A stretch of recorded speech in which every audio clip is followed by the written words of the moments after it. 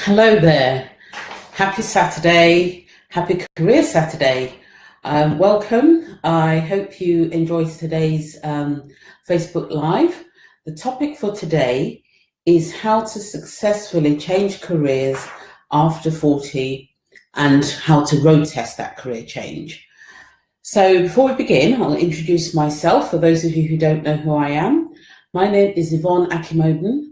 I'm a HR career coach, and I specialize in working with people over 40 seeking a career change.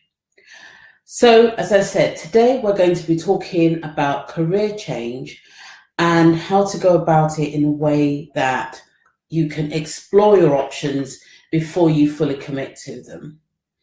One of the biggest questions I get asked by people is, how on earth do I make that change? How on earth do I make a change? I've got an idea of what I want to do, but I don't know whether it's the right career for me because I haven't tested it. I haven't been in that job before. I haven't been in that career before. And I might find that although in theory it sounds like a great career for me, when I actually take a step towards going down that road, it's not the right career choice for me. But how do I know? So today is really us talking through three things or three simple ways that you can road test your career change before you make a full commitment. So the first one, which is perhaps one that most of us will say is quite obvious, is doing your research online. So if you have in mind a particular career choice that you want to go down, you've got a particular role or a particular organization that you want to work with, one of the best things you can do is road test that by doing research online. Find out about that organization or about that particular profession. There's a lot of information on site these days. You can find out about if you're looking to work for a particular organization, you can even drill down to where their offices are located. You can find out about the working hours. If they have career pages, you can find out a bit about the culture, the kind of organization that it is. More broadly than that, you can find out generally about the career that you want to go into. Sometimes people are not clear in terms of their career choices, what kind of career they want to go into and what kind of challenges they might face. So going online and doing that research up front will really help you. For some career choices and for some professions, one of the things you will find is that they have professional bodies. So not only are you looking at a particular career, but you're also looking to understand the professional side of that career. What are the requirements that you need to be able to do some of the jobs within that career? Most career choices may require a degree of training. They may require a degree of support in terms of understanding what the organization is about or what the sector is about. And the best way to do that is to find out from their professional body if the career change has that. The professional bodies will have a myriad of opportunities that you can explore. You will definitely be able to find out about whatever qualifications are needed.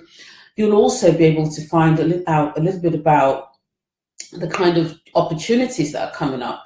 A lot of professional bodies also advertise jobs. So visiting their website is also a really great way of finding out about that opportunity. Now, we're talking about looking at exploring opportunities around a future career change. Now, when you go on to look at the website of any organization or any particular profession, one of the other things that you might find is that there are professional bodies that meet. So you can go along to meet with people and network with people who are already in that profession. If there are talks that they're holding, you can go along to a talk, you can listen, and more importantly, you get to mingle with people who are in that career and you get to talk to them, you get to understand what they do, how they do it, what challenges they face, what are some of the current issues within that career or within that sector. Because if you do decide to go forward with that particular profession, one of the things you're going to need is to understand what that profession does. What do they do? What are some of their challenges? What are some of the things that you need to be able to answer and deal with if you become part of that profession. So networking is the second way in which you can road test a career. A third way that you can road test a career, if you have got the option, is volunteering.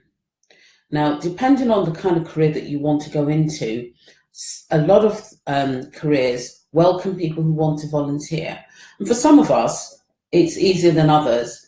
Maybe you can volunteer 1 day a week. Maybe it's a role that lends itself to volunteering in the evening or at weekends or during the summer or winter or whatever it might be.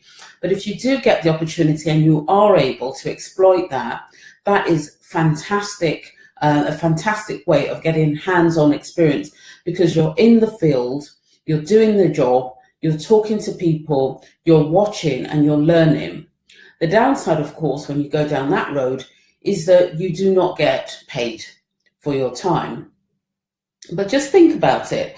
If you went down a volunteering road, you went into a role, you did some volunteering, and you found that it wasn't the career for you, isn't that better to have spent an afternoon or a day or whatever it might be going into that role and volunteering and finding it's not the career choice for you, rather than quitting your day job and investing more time and effort into going down that particular career route?